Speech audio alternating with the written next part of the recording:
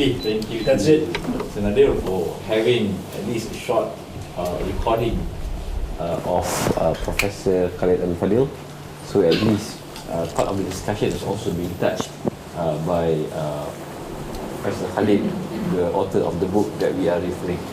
Just to point out some of the key ideas or points related to the talk on what really went wrong with Muslim societies. Part of it I sense is the problem, of course, the main highlight is about the rise of puritanical understanding of Salafism, of Wahhabism. But part of the main reason has been elaborated by Professor Nadir. One is the sensationalization of political version of understanding religion, which highlights a lot on symbolic of power. Our theological understanding is being shaped so much based on political perspective of how we want to understand religion. And part of it is also on the decline of the humanistic tradition within the institution of Islamic learning tradition itself, which is also very critical in the earlier parts of Muslim civilization. And of course, the important part relates to the rise of apologetic Islam, with focus a lot on which highlights more of the symbolical element, which is have a lot of tendency to, this is more like my word, to focus more on the rhetorics rather than the substance of the content, and causing things to be a lot more superficial or make things a lot more simple on how do we understand it. I just want to relate this to more recent events, especially the issues related to the issue on Jerusalem at the current moment. We know that all Muslim countries, the communities mainly have responded. Of course, the politicians, the leaders have responded in one way. Muslim communities and organizations have mainly responded to protests. And this is not the first time, I'm sure we all know this, as events or controversies related to this topic happens every I think at least 2 or 3 years it will be something repeating. But what we can see, I think which is quite obvious, is more or less the same trend is basically this main response, which I think is actually can be related to the 3 points which I've mentioned as the reason of why we are having the problem. The political reaction of the people, mainly with a very simplified view of understanding about the issue. At the end of the day, is everything about the Muslims against the others. Okay, we always see the wrong part with the enemy, while we fail to critically view our own position and situation in all of the situation. And how does it relate to the intellectual institution? The way we respond is more or less the same way that we respond over the past 10 years, 20 years, 30 years, or 40 years. The way as a community to have a better or a deeper imagination or a bit deeper understanding to the situation and analysis is very limited. And how do we respond? This relates to the apologetic part of the response. Usually it's very common and very symbolic. Of course, there will be a protest in front of the American embassy, that's one thing for sure, and then they will be followed by boycotts of McDonald's and the Starbucks and the Western American brands, and it's going to be the same thing, going to be repeat. It happened now, and in future controversies or events in the next coming 2 or 3 years, the same response will come. We failed to mobilize in a different way. We failed to reorganize. We failed to understand the other underlying aspects and perhaps also the geopolitical situation which changes from time to time. So these are also among the things which can be shared in our discussion now, what is your opinion on not focusing only about the case related to Jerusalem and Israel or Palestine, but if you can see things in a more overall perspective, and in fact if we can also touch, because we have also got representative, I'm not saying representative, but from different Muslim communities. Dalia's from Russia, Julia's also from Russia, also quite a number of years in Iran as well, and of course we've got a number of Malaysians here, and also some friends perhaps maybe have experiences in other countries with deep engagement with Muslim communities. So I think I want to highlight more on the question, what really went wrong with Muslim societies. Of course, Professor Nadir have already elaborated the lot more detail. Maybe you can respond and also can point out perhaps your own views. What do you think, what really went wrong with Muslim societies that we have turned into the current condition, which according to Prof. Nadir as a very bad situation now? I was fascinated by the point raised about some the rhetorics that like Islam is solution for all things. But I guess that's not peculiar to only the Salafi interpretation of Islam or Wahhabi interpretation of Islam, because I believe even the Muslim Brotherhood, they call Muslimun, they had that slogan before. Islam will help. Means that Islam is solution for all things. So I think that somehow rather is deeply entrenched in the psyche of Muslims, especially in the 21st century, to believe that the Quran has a solution to all the problems of what we are facing nowadays. So what was your take on that? Yeah, no, actually Khaled does make that distinction. He does say that the apologetic tradition, which he lays at the doorstep of the Muslim Brotherhood movements, in the Middle East, were different than the Wahhabis. Both of them did have this very simplistic analysis of the problems and how everything could be found if you just opened the Quran and you just were committed to it. So but he says the two are connected in the sense that the Muslim Brotherhood movements really did not make any significant headway in trying to really deal critically with the question of modernity, and promoted a discourse that then allowed for the Wahhabis to sort of come in and take over. So he does make those distinctions. In one sense, it's understandable. When you are under threat, when you're being attacked, when you are being challenged by another civilization that is just not more physically powerful than you are. They're physically powerful because they were occupying your countries and they divided them up. But Muslims are aware of this sense that, look, the West is very powerful, not just militarily, technologically, but in terms of its own self-confidence in its ideas. And they can produce books, they can shape narratives in ways that Muslims cannot. And when they comment on the Muslim world, they comment on it very critically. So it's natural when you are to protect something, you keep it very close to yourself and you say, look, there's nothing wrong with our tradition. And during times of, moments such as this, when you're trying to think about a way of responding to a critical moment, you're trying to initiate some sort of response. It's a common reaction in many different societies that you go back to the origins of your faith and you say, everything was perfect then, everything was fine then, we just need to go back and figure out how we can apply it to our contemporary period. The problem is that, while that's completely understandable, it really wasn't done in any sophisticated and any deep and any honest way. So when it came to, for example, the question of the status of women, the apologetic position that was articulated by these Muslim Brotherhood movements is that, Islam has all the answers and they gave rights to women, 1,400 years ago. But the reality is that women today, as citizens of a community in Muslim societies, they don't have equal rights.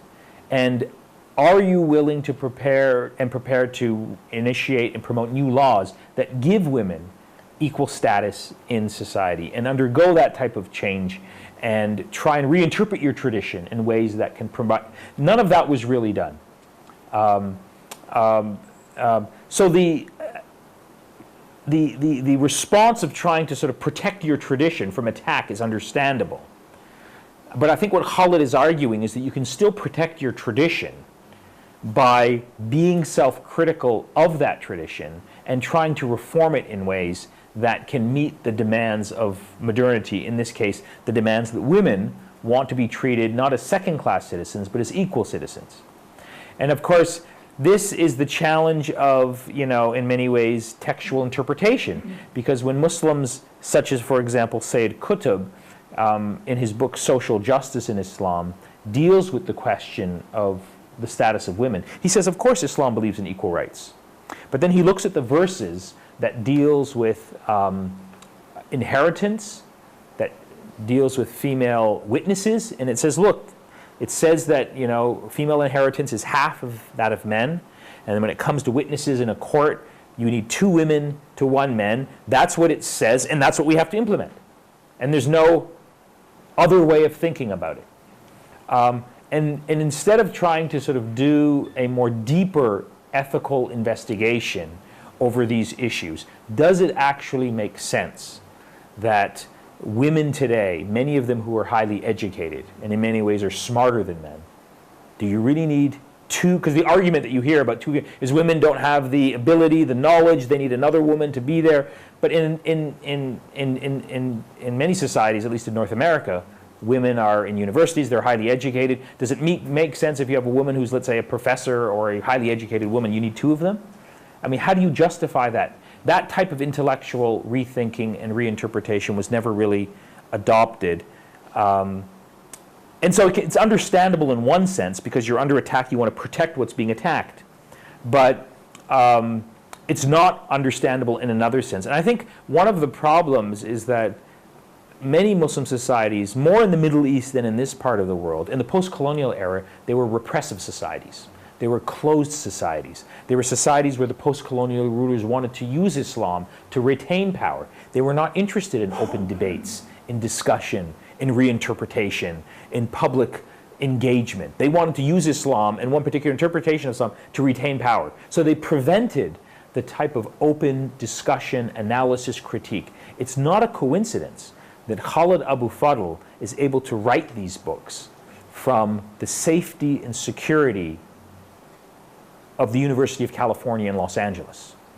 Had he been born and raised and stayed in Egypt under Mubarak or under the current neo-fascist regime of General El-Sisi, he would not be able to engage in these types of debates. His books would be banned, he would be put in jail. So you need, as he said in the video clip, you need to be honest, you need to try and develop a discourse, but also you need to be free to have those debates.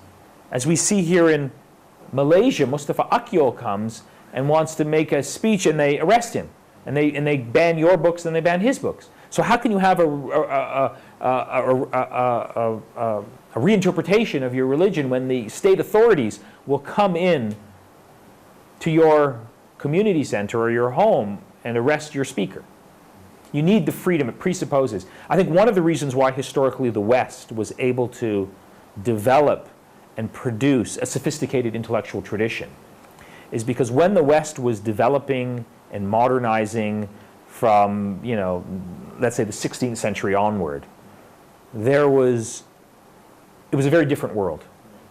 There was no existing state authorities in Germany, in England, that could impose their power over all of society and silence people. There also wasn't any other power from the other side of the world that could come into the heart of Europe, remove a government, carve up a country, put in heads of state, occupy it. The West, I think, had this advantage, is that they were able to develop their own intellectual and civilizational tradition in a manner that was relatively open. I mean, there was persecution, right? There was persecution of many people. They would move to a different area. But in the contemporary modern Middle East, where you have these modern state authorities that have the power of surveillance, the power of coercion, the power of suppression, the power of deep repression, it's not a coincidence that the jails in many Muslim countries are filled with dissidents, reformists, people who have challenged. Take any country you want, even in this country.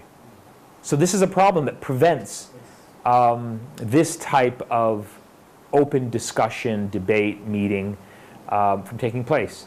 Now, given that reality, I don't think that means that we have to give up, that we have to stop. I mean, we have to still take advantage of any opportunity that's there, and we have to also accept the risks of doing this, which is why I think the work of the Islamic Renaissance Front is so inspiring to me, is that despite the pressure that you've been under and despite the court cases that they're developing, you continue to persist. And I think that type of activity, that sacrifice for something bigger, is fundamentally how change takes place. Thank you so much for such an inspiring presentation. I wanted to agree with Dr. Abou Fadl about that this space for intellectual discourse is shrinking, and you can see in different countries. Especially, I think it's a big tragedy for the Muslim community when Islam is being used as an instrument of power, as a tool, like it's being used in Iran that you've mentioned, or even in Malaysia, and even sometimes, in Malaysia, I think at one of the forums I gave a very passionate speech and asked them to delete it later on, because I was saying that you are heading exactly down the path that Iran followed. And in this case, we see that there is more of a shell, an empty shell which remains of Islam, because people follow some superficial rituals instead of the substance. And since Ehsan pointed at the experiences, it was, we have for former ISTAC, the Institute of Islamic Thought and Civilization, which used to be here and established by Najib Alatas. We have a WhatsApp group, and sometimes people share experiences, the graduates of that institute. And recently, when, if you remember, Tunisia, I think they passed a law that Muslim women can marry non-Muslims, and they get the full inheritance rights.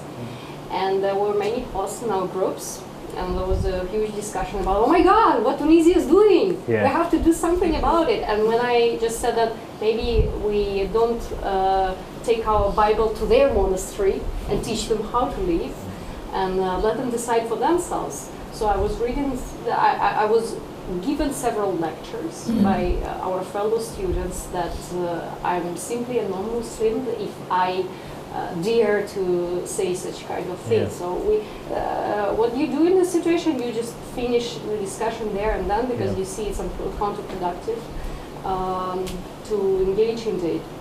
But I think there is another trend which goes hand in hand with what we just discussed, with this shrinking space and the inability of Muslim communities to reflect on their history and identity, is where the world in general is heading with all the recent trends and tendencies with digitalization, and how some analysts and scholars trying to anticipate this new upcoming model of the world, trying to name it, but so far I haven't seen anything better than post-neo-constructivist world, when everything is getting faster and faster, and our information flows are so fast, and we're getting used to consume a very fast information, like fast food.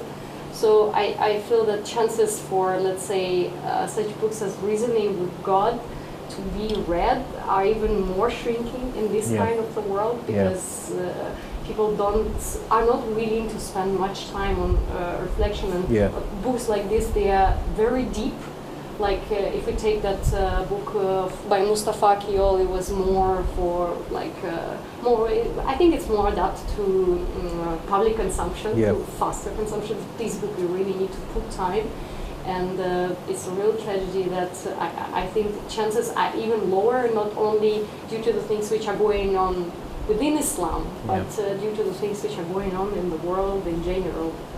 But I also wanted to say about this thing that he addresses in the chapter 8, I think, that he says there's no empirical proof to it, but it's very interesting that this patriarchy and oppression of women is being at times imposed as a kind of revenge, or an attempt by Muslim men to channelize a frustration from their losses somewhere abroad, like Iraq. And I like that thesis very much, but if you could say a couple of words, what you think About that last point that you made? Yeah. Yeah, I mean, you know, if you read the book, you're right, it's a very dense book. It's not for everyone. It would be great if there could be sort of a book such as this that was for a general audience, that was sort of more accessible. But you're right, I think what you do sort of see in the dynamics of Islam-West relations is that because Islam is defined by many Muslims today as what the West is not doing, or what, I mean, Islam is defined in relationship to the West. So if the West takes a position on a particular subject, to be a Muslim today is to take the opposite position. So if the West is perceived to, let's say, be liberating their women and allowing women greater freedom, well then, to be a Muslim is to do the opposite. We try to restrict them. And there's this belief that the more that we restrict them and impose them, the more we're being Muslim. And this is just a very superficial, you know, dynamic that is generated by this identity crisis that has been playing itself out, in this case, at the expense of Muslim women. So Muslim women have to be restricted and constricted because some Muslim men are suffering from these psychological identity challenges where everything that they think is Islamic is defined and based on what the West is doing. And women are basically the battlefields here for the playing out of these identity crises that some Muslim men have. What's interesting in this particular chapter on the question of women is that Khaled goes through these arguments and he says that what the Wahhabis have done very dangerously is they've went and they've discovered these very obscure arguments and teachings and references about Muslim women that existed a long time ago and largely had been forgotten, had been discarded, and they've resuscitated them and they've made them the heart of Islam. And so he talks about in this chapter this one book about Muslim women that he says that everywhere he goes, in Beirut, in Egypt, this book has been translated and has been disseminated, and it's about the proper behavior of Muslim women. He says in this book that it's also been translated in Malaysia, and then he summarizes what the book has actually said. And I want to give you the title of it, and you tell me if he's actually right, if this book actually has been translated and disseminated here in Malaysia, because it says it's a book that's been promoted by this particular Wahhabi interpretation, and it's very dangerous and very toxic. The Rules for the Lives of Muslim Women. He says that this is a book that is a Wahhabi book, and it's been cheaply sold and distributed free in the Arab world, in the United States, Canada, Europe, Indonesia, Malaysia, and Singapore. The Rules for the Lives of Muslim Women. And he says that when you read this book, it contains a list of the proper behavior that Muslim women should undertake, if you're a good Muslim woman, such as that, according to the author of this book, a Muslim wife may not worship God by fasting without the permission of her husband. A woman may not speak with her fiancé over the telephone because she may seduce him. A woman engaged to a man may not go out with him in public because she may seduce him. A bride seated in a car with the groom and the driver by a relative must make sure not to wear perfume because she may seduce the relative's driver. Because of the seductive power of the voice of a woman should not be heard singing in public or in a private setting. A woman may not chew gum because it is seductive. A woman may not dance in front of other women in a wedding, even if there are no men around, because it might sexually arouse the other women. Women may not shorten the head on their hair because doing so is considered imitating men. And so all of these things are produced in this book, and he says they have no basis in Islam. They're just based on this particular attempt to control the lives of women for the preference of men. And this is sort of part of the problem with contemporary Muslim sort of interpretations of Islam, that women are the victims of these particular interpretations. They're constricted, they suffer the consequences, and this is something that he says needs to change. So I think if you read those particular passages, you'll find them, I found them actually quite interesting, because I'd heard these things before about, women are not supposed to dance in front of other women because, it's inappropriate, and women's, where in Islam, where in the Quran, where in Islamic tradition does it say that, the length of a woman's hair should be regulated? How is that inherently Islamic or not Islamic? But these things are asserted as being, this is what God wants. And then, part of the problem is that Muslims who don't know any better and read this book, and it's the only interpretation that they hear, they say, well, maybe this is it. Maybe this is God's will. What do I know? This is what the book said. This is a great sheikh and who has graduated from a prominent Islamic seminary in Saudi Arabia, and so he knows more. And so then these become normal practices without being questioned. And of course, the reality is that women's lives are deeply constricted and regulated in ways that never apply to men. Men don't have to be restricted. They're the ones who... this whole question right now in the West is actually, I don't know if it's happened here, but this Me Too movement in the West, where all of these prominent personalities and celebrities have been exposed for harassing and assaulting women. It's just every day there's a new person. And of course, this fundamentally speaks to the problem of aggressive male behavior in relationship to women. So the problem here is how men engage with women, how men are aggressive and are abusing their power over women. The problem is in the male species. But in Muslim societies, women are blamed for being the source of the problem. Even in the West as well, sometimes the women have dressed this way, but it's not the women who are the aggressors and who are perpetuating this problem. It's the men. So you would think that if the men are the source of the problem, their behavior would be more constricted, regulated, criticized. But because men in this case are making the rules, they view the world through their own particular gender bias. And that's, I think, fundamentally a problem. And I don't think there's any basis in Islam, I think Khaled would argue as well, in making these provisions and these claims.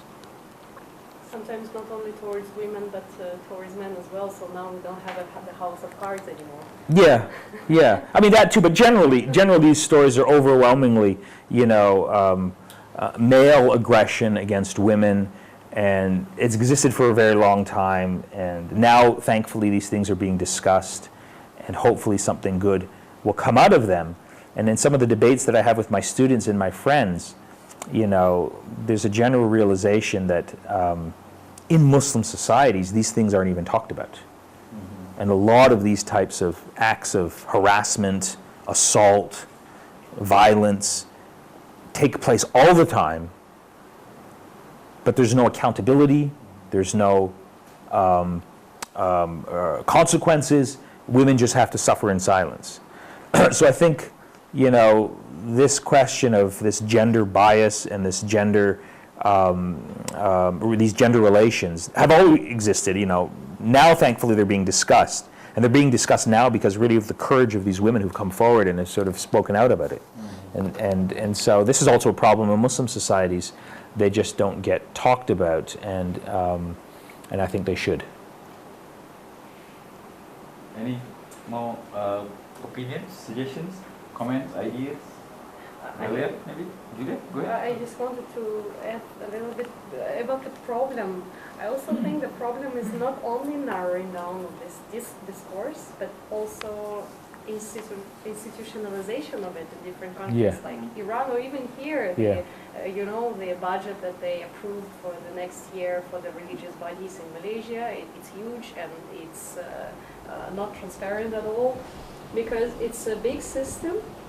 It's institutionalized, and there are so many people which are getting perks from it, or they are feeding on it.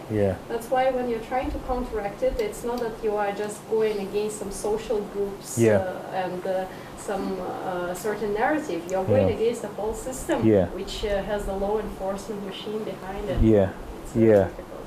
No, I agree.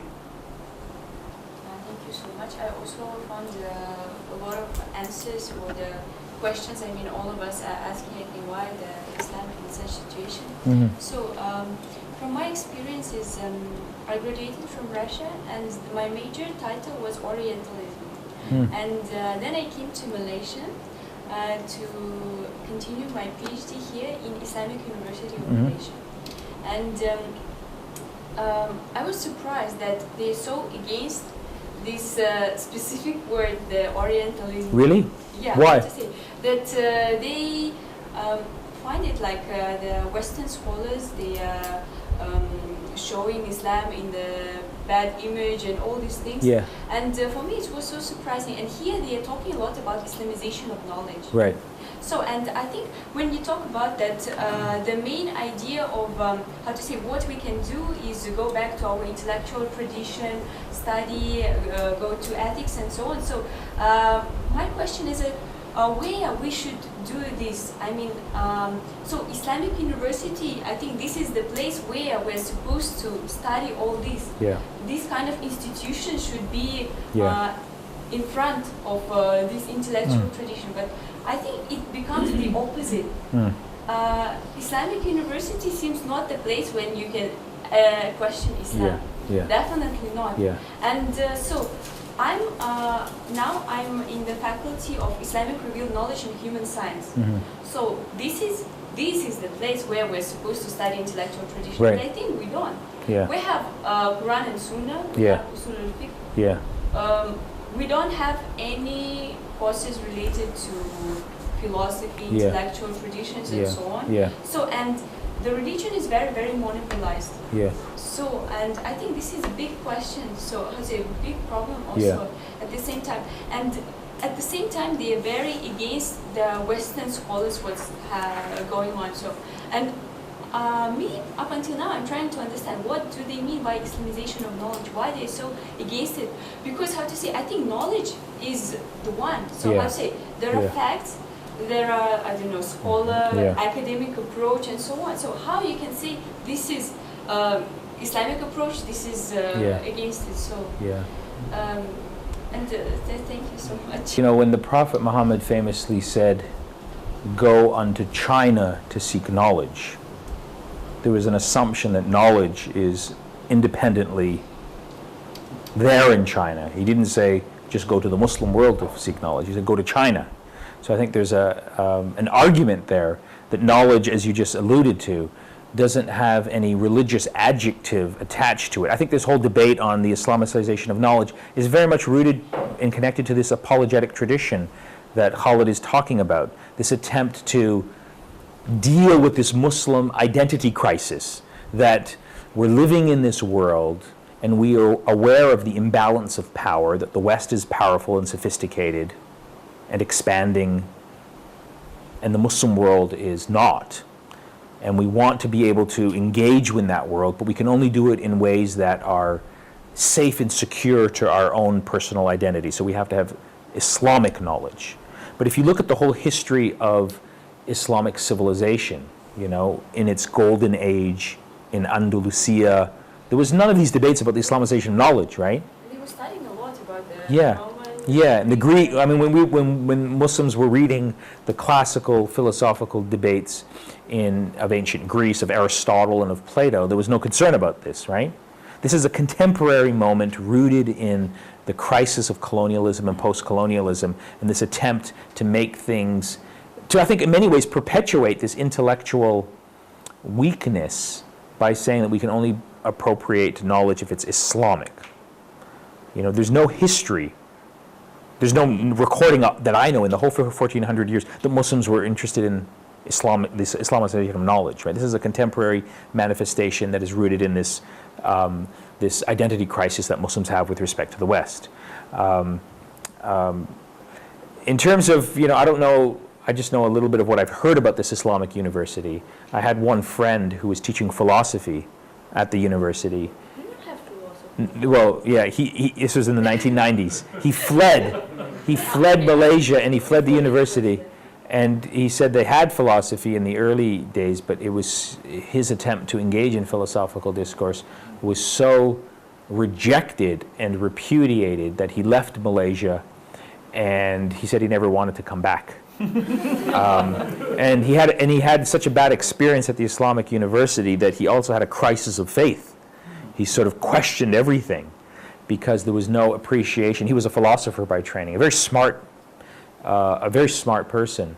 So I don't think you can really pursue knowledge and have this type of intellectual re-engagement with your tradition unless you're free to do so, unless you're free to ask questions, unless you're free to debate. In the clip, the video clip that Khaled mentioned, he says that you have to be honest and you have to be able to ask tough questions, and you shouldn't be scared. I mean, a lot of Muslims are scared that if we ask questions, maybe people are going to sort of get the wrong answers, and maybe they'll leave Islam, and then everything will come to an end.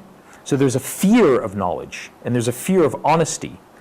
And unless Muslims, I think, can overcome that fear, then there's no way of getting out of this particular moment in our dark history. I think this goes back to the past maybe 10 or 20 years, even before in Malaysian progress of modernization and how does it relate to Islam. This Islamization is not just about knowledge, it also relates to food, McDonald's, to banking, to all kind of institutions and products. The tendency to how can we, like, if it's possible maybe, how can we Islamicize almost everything? There is maybe like telephones, cars maybe. I think one of the problems is that the vision of how Muslim society should develop and progress, we have that kind of problem on the vision of how should we progress. Is it actually the way of progress is by to make everything within this whole Muslim society to be Islamicized, or there can be a different option. The thing is, I think among Muslims we don't have that imagination of how can we actually come up with a different vision. So because of that we are stuck within a global development, where at the end of the day we just see, okay, what we need to do is we just need to get something and we Islamicize it. That is the development in Islam. I think that is also part of the problem, you know.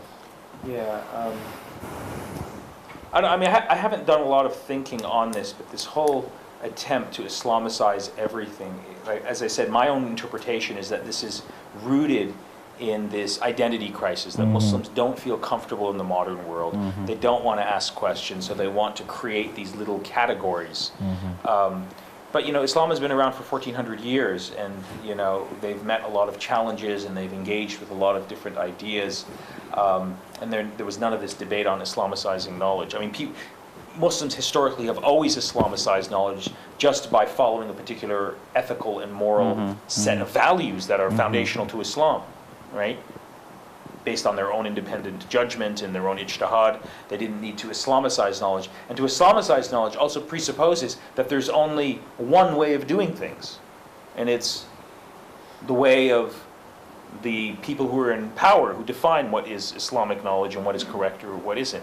It doesn't acknowledge the inherent multiplicity or pluralism of different interpretations that can all be legitimate. I mean, this is one of the things that comes out in the book that Khaled is very emphatic about. He said historically, in the golden age of Islam, when Islam was advancing and when Islam was at its zenith of intellectual and civilizational power, when jurists and scholars would get together and they would debate things, they would always acknowledge that my interpretation is just my best attempt to understand a particular social political problem. I don't have the final word. The final word and the final ability to judge is with God. And since none of us are God, all of us at best make the best effort, but we all have to realize and we all acknowledge that this is just one human attempt, and we could be wrong.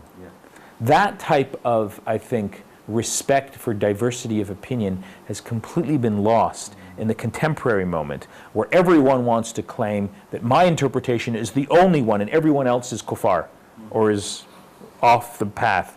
And this is, I think, in many ways related to the anxieties of modernity and the modern condition. Muslims need or seem to need this sense of security, of rigidness, that there's only one way, and if I only can find it, then everything will be fine.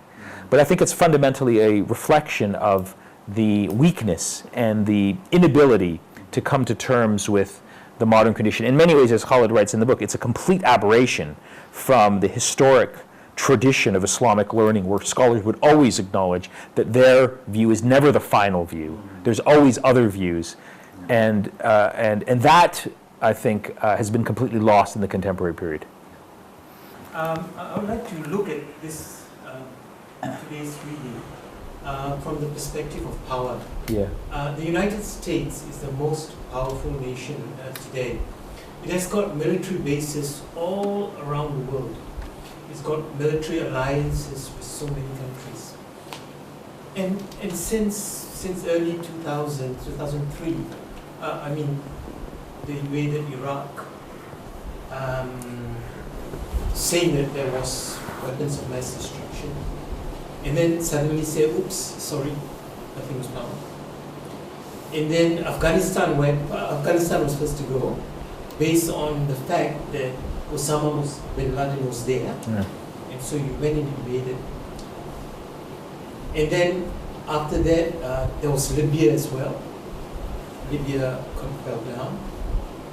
And then now we see what's happening to Syria.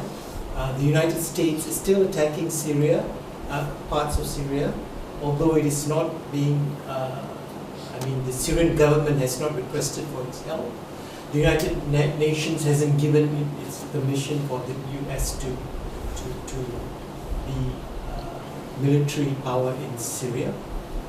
But there's a lot of majority Muslim countries that are being attacked by the United States.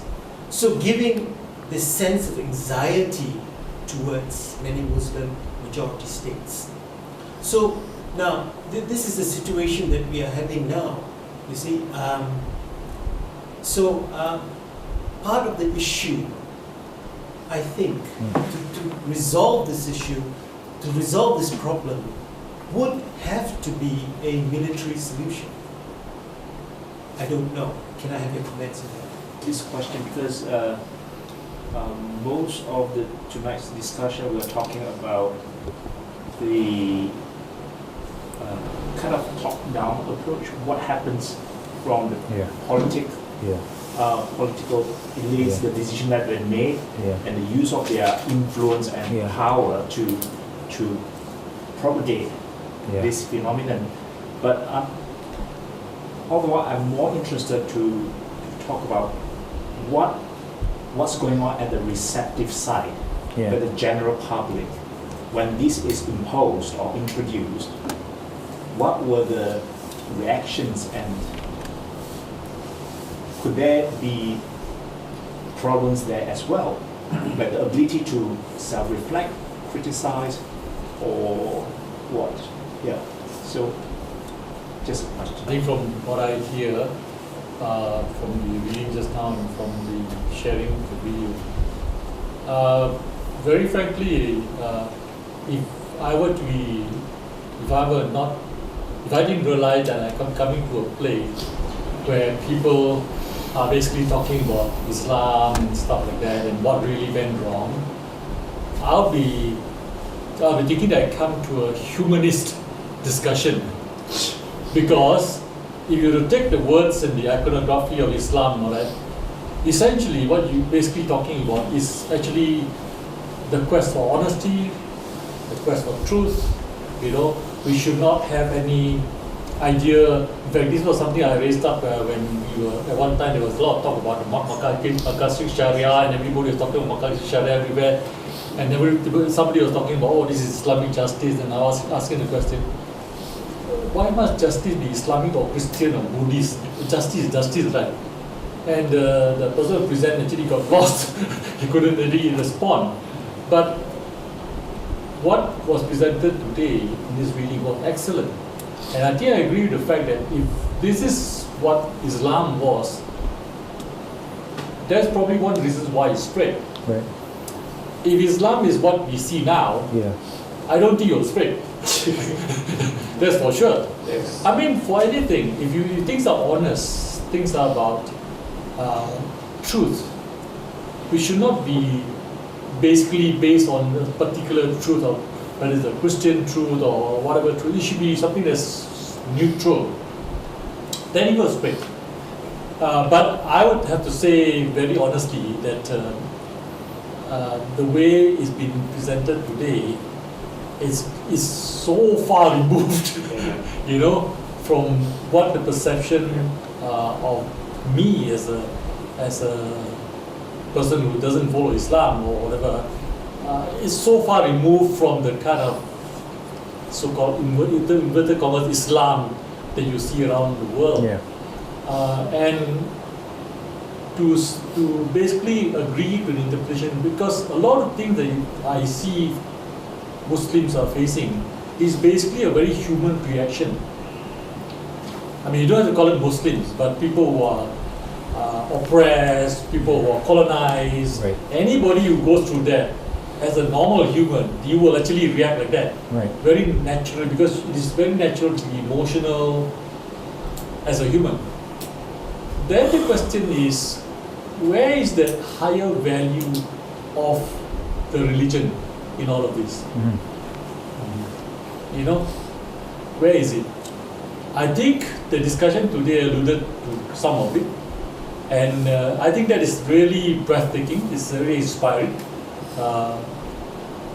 I just hope that this actually goes further, And I know, for the reality is that it's basically going to be very tough going all the way. But if this is the seed of what you're trying to do, I think definitely it is the right way. Okay, whether it's Islam or whatever, but to me, I think if one is on the quest for truth and honesty, definitely that's the right way. That's why I always tell Farouk in his RF, I say, actually, a lot of people don't realize, I always tell him, Doc, I think you're doing the right thing. I've always told him that. And that's why I support a lot of the forum he has. Because I think it is basically like a little spark in this whole bloom of things, and hopefully it becomes something that's right. Let's wrap up with the question number one is the by Latif about military solution to what are the problems, and Itfe mainly asked about the reactions by the people, mainly because of the authoritarian tendencies which is imposing the Muslims when it comes to matters related to religion, and by Robert on the universal human values. I would just want to add one final question.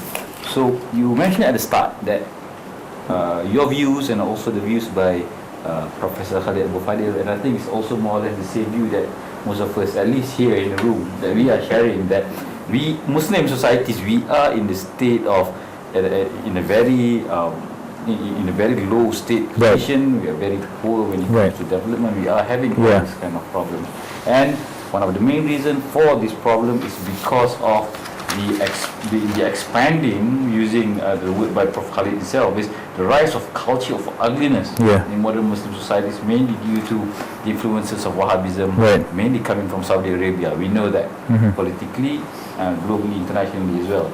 But if we go back to our current trend, as also you correctly mentioned, is about, if we look into which countries who is actually most active in propagating the vision of Islam internationally, not just towards, as you mentioned, about Britain or in Europe or in America, but mainly also in Muslim countries ourselves, we could say, in Indonesia, in Malaysia as well. It is also Saudi Arabia who is actually expanding their influences. Other countries, it is either they don't have that kind of tendency of expansion. As an example, so-called Malaysian Islam, we don't have the tendency to go to Saudi Arabia to teach, follow Malaysian version of Islam. I think the same thing goes to the Indonesian as well, because they don't actively propagate this. But Saudi Arabia, they are doing this actively. So looking into that, if now we are in a very ugly state, what is going to happen next 20 years? Alright, so maybe you can give that comment. Maybe why is it Saudi Arabia expanding? Why is there other countries are not? Well, I'll start with your question first. One reason is that, Saudi Arabia aspires to be the leader of the Muslim world. It's the home of the holy places. It has the resources and the capacity to invest money in that cause. Indonesia is not the heart of the Muslim world. It's on the periphery. It doesn't have the resources, has a lot of poor people. It's a very different situation. Now, the country that's, I thought you were going to mention. Go ahead. Maybe, what about Turkey as an example? Yeah, well, I was going to mention the other country that also claims or thinks it's the leader of the Muslim world, but it's not, is the Islamic Republic of Iran. Okay. After the revolution, it spent a lot of money in trying to export its revolution. And it's one of the reasons why Saudi Arabia and Iran are in conflict is because both of these countries are claiming to aspire to leadership in the Islamic world, and they're fighting for. But the difference with Iran is that because Iran is a Shia majority country, even though its official position as its national narrative of the regime is that there's no difference between Shia and Sunni, we're all Muslims. But the reality is that they are perceived by other Muslims as a Shia country, and that perception has increased over the last 40 years. The ability of Iran to influence Malaysia or Indonesia is very limited. Plus, they don't have as much resources in oil.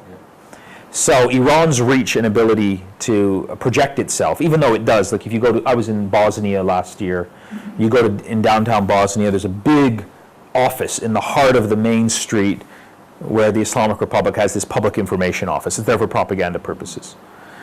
But it doesn't have any effect because, Saudi Arabia is also there and they have much more influence in Bosnia. They have more money, they've built mosques. So I think Saudi Arabia is different and unique. It aspires to leadership, it has the money to do so, and it can also claim that it's the home, the protector of the holy places.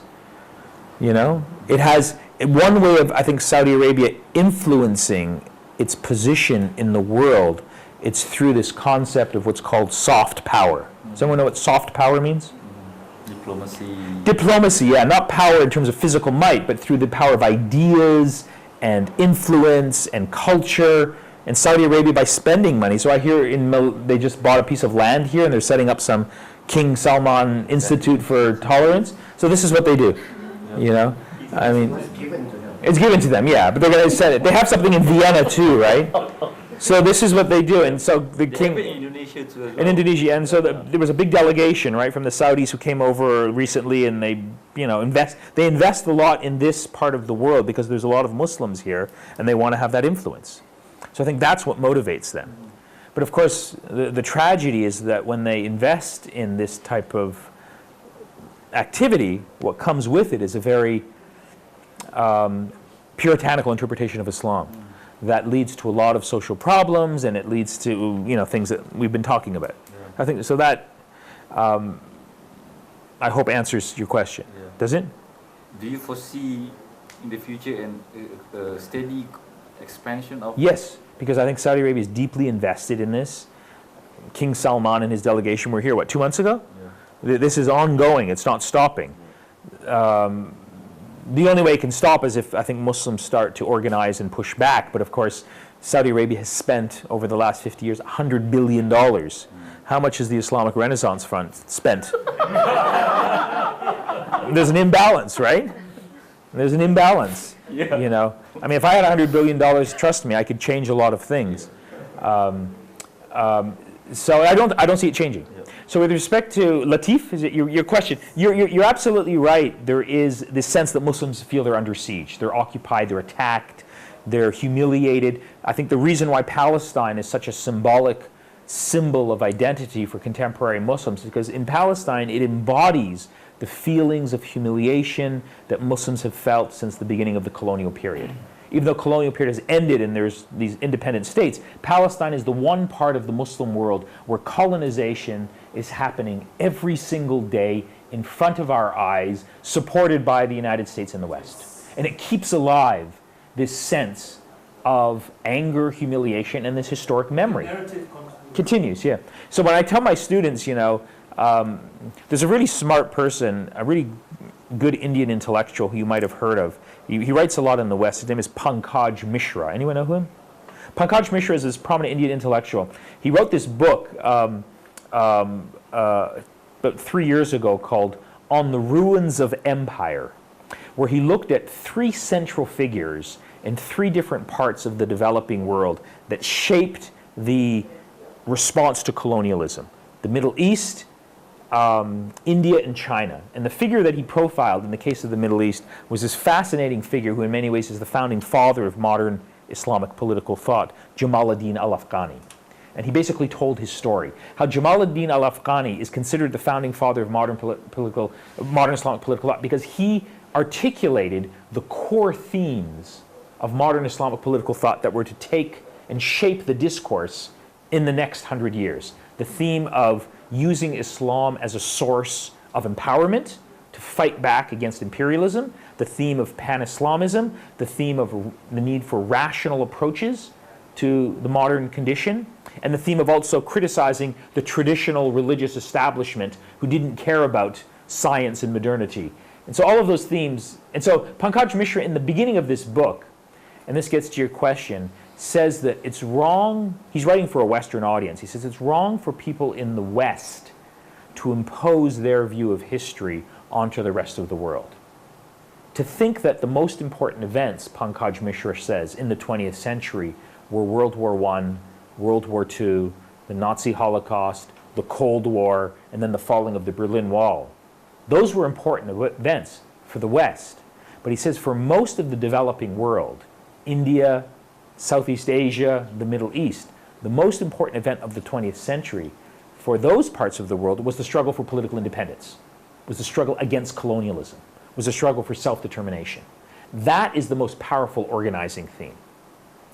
And that is a theme that still resonates in the heart and minds of Muslims because in many countries, less I think here, but certainly in the Arab world, and this is what the Arab Spring was very much about, you have these independent states, but people still feel that they are living as second-class citizens. So France withdrew from North Africa, and these independent Muslim leaders came, but they all became dictators, and they all were still oppressing their societies. So this desire for political independence is still a strong, powerful force. But it's been 50, 60 years. Yeah, but have we not come over it? No, I think there's still this feeling. I think the question of Palestine keeps it alive. Palestine is the one part of the Muslim world where Muslims are still occupied. They're still colonized. And they're not only still colonized, they're colonized with the open support and admiration by the West. So in the United States, every time there's a clash between Israel and Palestine, if you watch the debate in the United States, every senator and congressman tries to outdo the other one to prove that he's more pro-Israel than his rival. The suffering of the Palestinians, their plight, their dispossession doesn't factor into the equation. And it's really a function of politics and power. And so when Muslims watch this, this reinforces this image that the West has always been and always will be fundamentally biased and prejudiced toward the interest of Muslims.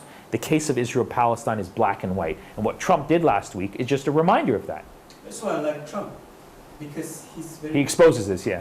He comes out and says... But I think, as Khaled has said in the clip, the solution and the response to the contemporary crisis is not to be found in military power or economic power. It's in the jihad of the intellect. Capturing power may seem like it's the solution, but if you capture power and you don't have an ethical core to the way you govern, you're just going to perpetuate a system of oppression. So let me give you one example. Roughly 40 years ago, in the name of self-determination, in the name of Islam, in the name of fighting dictatorship and Western policies, there was a major revolution in Iran. An old, corrupt, disgusting dictator was toppled, and a group of Islamic revolutionaries who, in the name of Islam, come and capture the state. If you look at what's happening in Iran today from a human rights perspective, it's much worse than it was before the revolution. The level of the number of political prisoners, the level of repression of society and control of society is much greater today than it was before the revolution. Yes, in some ways the revolution has been good in terms of creating at least more, I think, pluralism. I think Iranians have a bigger voice than they did before. But in terms of the promises that this revolution was offering, let us come to power, and with our Islamic identity, we will create a society and we will be a model. Iran right now is not a model for its own societies. Many young people in Iran don't accept the narrative of the regime. They live a double life. And Iran's reputation in the Middle East, it's perceived now as a Shia sectarian power, backing Shia parties in Iraq, backing a dictator in Damascus, backing its own exclusive interests. So they captured the state, they have the power, they kicked the Americans out. But what did they actually create in its place? I would say they created something that leaves a lot to be desired. So if you capture the state and you defeat America and you have the power, that may, in one sense, remedy one problem, but then it creates a whole series of other problems. So power in and of itself, I don't think, is the solution to these problems. It can help in one sense. But I think what Khaled is interested in here is he says we need an intellectual jihad. Yeah, he said it's not a military. Or economic. What we need now is to really think. And part of that thinking, I think, also has to be the question of power and how we can push back against the hegemony and the intervention of these great powers, in this case the United States, and all that they have done. But there's this actually interesting person who actually should be translated here. Does the name Malik bin Nabi resonate? Yeah. So Malik bin Nabi has this argument, it's over 50 years now, where he talks about the concept of colonization. But he coins another term in relationship to colonization called colonizability. And he asks the question, what was happening within Muslim countries that allowed them to be colonized? That allowed them to be open and vulnerable to foreign subjugation. Yes, what the foreigners did was wrong and predatory and aggressive. But there's another side to the story. What is our responsibility for our own decision making that created a situation where we could be manipulated? That has to be also part of the debate and the discussion, and it's not. And the problem of, I think, putting too much emphasis on external imperialism, which is a big problem, is that it absolves Muslims of their own ability to be introspective and self-critical. Because you make it seem it's all them, it's all them. If only America would leave us alone, things would be fine. And that very much is really the story of colonialism and post-colonialism. There's this sense, if only we could kick the British and the French and the Europeans out of Africa, and we can become independent, we can be in charge. But if you look at the whole history of not just Muslim countries in the post-colonial, but many African countries, when the British left, these corrupt dictators and military rulers, I mean, recently in the news, this guy who has been in power for 40 years, Robert Mugabe, was finally overthrown. I mean, it was a disaster. It was a disaster. And this is part of the story. What? It's not a Muslim problem, but that same story exists, you know. I mean, Mubarak was in power for 30 years. The House of Saud has been in power since the inception. You know, the Hashemite Kingdom of Jordan has been there since the founding of the state. The same Algerian generals are in power. You know, these people, I mean, the House of Assad in Syria, it's approaching 50 years.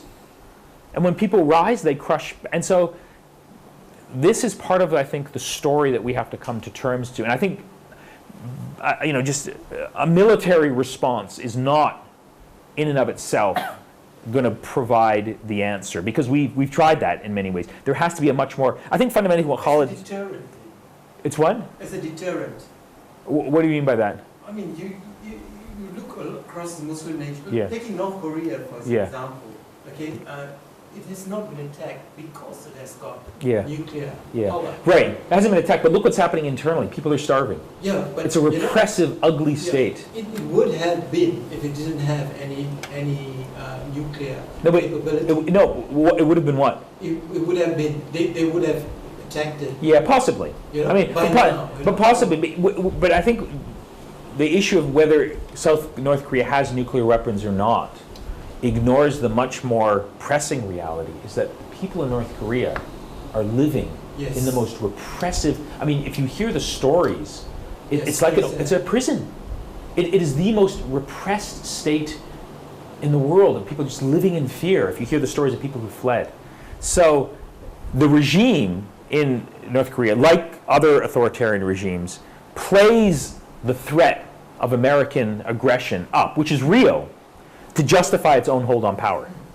So what the United States is doing in terms of pressuring North Korea is aggressive, it's predatory, it's bombastic. But that's just half the story. The other story is what has the North Korean regime been doing to its own people since 1945? And it's a very ugly story. So that's the side that I think Khaled is really interested in trying to deal with those ethical questions of how we can think about our own internal problems. In terms of your question, I'm not 100% sure what you're asking. You're asking about what the reception at the local level was in terms of these ideas that are being introduced? I was asking, I think you partly answered it, touched on it just now. The problem cannot just be from the political elites and the top down. Right. Right. There must be some reason why certain society is susceptible. Yeah. Or to borrow the term that you used just now, colonizability. Yeah, correct. Yeah. So what were the possible factors that contribute to this? Well, I mean, there's many. I don't think there's one single factor. One is there's just, some societies are subject to corrupt, repressive rule that filters down and destroys society. There's so much corruption, there's so much decadence that the entire society is affected by very negative. I mean, so for example, the question of Libya. Yes, U.S. intervention in Libya created chaos there. But that is just half of the story. The reason why, in my view, Libya is in chaos, because for 40 years, this corrupt maniac and his family were in power. When my friends, I didn't go to Libya after the revolution, but people who went to Libya said Libya had a lot of oil, very small population. There was very little investment in infrastructure, in good universities, in everything was about the family. So one reason why Libya, I think, is in deep chaos is because for 40 years you had this, this idiot by the name of Gaddafi who was running the country like it was his own personal property. And after he's toppled, well, of course, the whole society is going to be, in chaos because, as I tell my students, people think that, we toppled the dictator in Iraq and we toppled the dictator in Libya, and why can't these Muslims get their act together and build a democracy? As if after 40 years you remove a dictator and then people start behaving like Canadians or Sweden. There's been no history of engagement, dialogue, democratic learning, institutions, elections. People would just get along and then you have a lot of weapons and then you have a war on top of it. Of course people are going to be angry at their neighbor. The art of compromise and of developing a loyal opposition and building institutions takes time.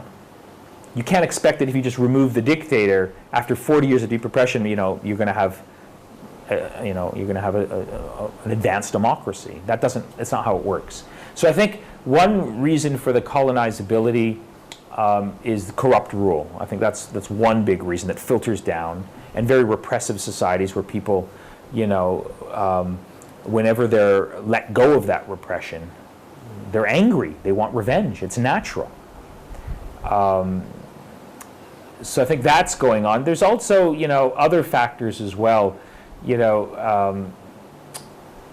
One is just sometimes historical accidents. Sometimes geography makes a difference, where you're located. If you're in a more strategically advantageous position, you're more likely to be subjected to great power intervention and rivalry than you are if you're in some isolated part of the world. You have a better chance. I think one reason why Tunisia, among all of the Muslim majority countries, has made significant progress in the direction of democracy is because Tunisia is a small country of 10 million people that doesn't have any oil. And it's not in the heart of the Middle East. It's in North Africa, at the end of the continent. And no great power really cares about Tunisia. They don't want to intervene. Do what they want. You want democracy, you want dictatorship, no one's going to intervene. Iran, Syria, Israel, Palestine, Saudi Arabia, those are areas of strategic importance. So that gives, I think, countries where they're geographically located in the map. I mean, one of the reasons why the United States, I think, had an advantage in terms of its economic and political development is because it was not subjected to the wars and the chaos of Europe. There was a big ocean. It was isolated. It was able to go through a series of transformations and development policies free from the ability of any power to attack it or humiliate it. That gave it an advantage. Geography does matter in some cases. So, I mean, it's a good question that you ask. I don't have all the answers, but those are the things that come to mind. Is that it in terms of the questions? Was there anyone else? Okay. I mean, I basically agree with you, Robert. I mean, we're on the same page. So I didn't comment on your comment because I think we're... One last question. I think we're like ending. We can Because after, later. based on what Nadir was talking about, and he was saying about the US being superpower and stuff like that. So it triggered in my mind that actually from what I see is that China is becoming a great superpower. And is actually influencing a lot of countries in South Asia and stuff like that. Typically by lending money for ports and harbors and stuff like that, and high-speed trains, and you cannot pay, they take over your little, nicely take over your ports and stuff, which is already happening in Sri Lanka. So I just was thinking, how do you see China coming into, considering that to replicate, in a sense, what the US has been doing probably the next 10, 20 years? Yeah, I mean, that's the big debate in the United States right now is the rise of China. Your power in the international system is not just a function of your military power, but your economic power. And China is a rising economic power, and it's gradually expanding its influence, not just here, but also in Africa. Yeah.